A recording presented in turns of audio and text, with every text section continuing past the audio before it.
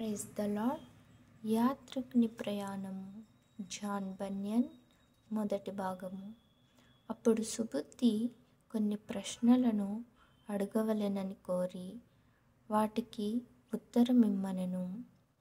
సుబుద్ధి: నీవు బయలుదేరి విడిచి వచ్చిన దేశమును ఎప్పుడైనా ఇంకా తలంచుకొనుచున్నావా?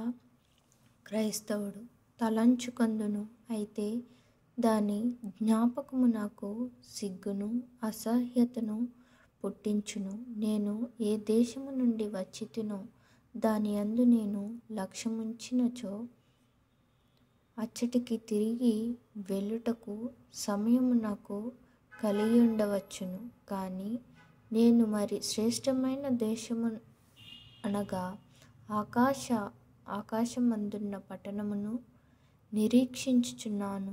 సుబుద్ధి: పూర్వమందు నీకు అభ్యాసమైన కొన్నిటిని నీవు ఇంకను అనుసరించుటలేదా? క్రైస్తవుడు: సందేహము లేదు, అయినను అవి నా మనస్సుకు మిక్కిలి విరోధముగా నున్నవి. ముఖ్యమైనవి ఏవనగా నా అంతరంగములో పుట్టు శరీరేచ్ఛలు.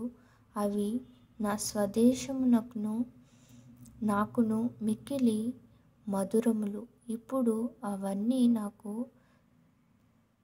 దుఃఖకరమైనవి. నా కోరిక సాగిన ఎడల ఇక నిన్నడును వాటిని మనస్కరించను. అయితే నేను శ్రేష్టమైన దాన్ని చేయవలెనని కోరునప్పుడు దుష్టమైనది నాకు తటస్థమై ఉండును. సుబుద్ధి: ఒక్కొక్కసారి నిన్ను జయింపనున్నవి మరి ఒకప్పుడు జయించబడినట్లు నీకు తోచదా? క్రైస్తవుడు: అవును, కానీ అది మిక్కిలి అరుదు. అట్టి అనుభవము నాకు కాలములు నాకు అపరంజి వలె అమూల్యములు. సుబుద్ధి: నీకు బాధ కలుగజేయునది ఒక్కొక్కసారి దేవుని వలన జయింపబడినట్లు కనబడునా? అది నీకు జ్ఞాపకమున్నదా? క్రైస్తవుడు: జ్ఞాపకమున్నది.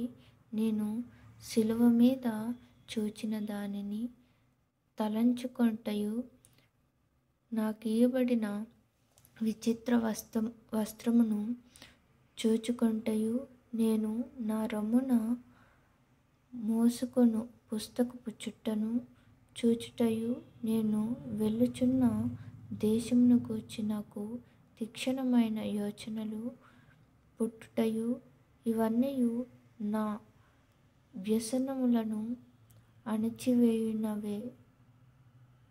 సుబుద్ధి: ఎందుచేత సీయోను పర్వతమునకు వెళ్ళవలెనని ఇట్లు కోరుచున్నావు? క్రైస్తవుడు: ఎందుకు అని అడిగెదవేమి? శిలువ మీద వ్రేలాడి చనిపోయిన వానిని సజీవునిగా చూడ నిరీక్షించుచున్నాను. నేటి వరకు నాకు ఆయాసము కలుగచేయు వాటి అన్నిటి నుండి విముక్తి పొంద నిరీక్షించుచున్నాను. అక్కడ మరణము లేదట.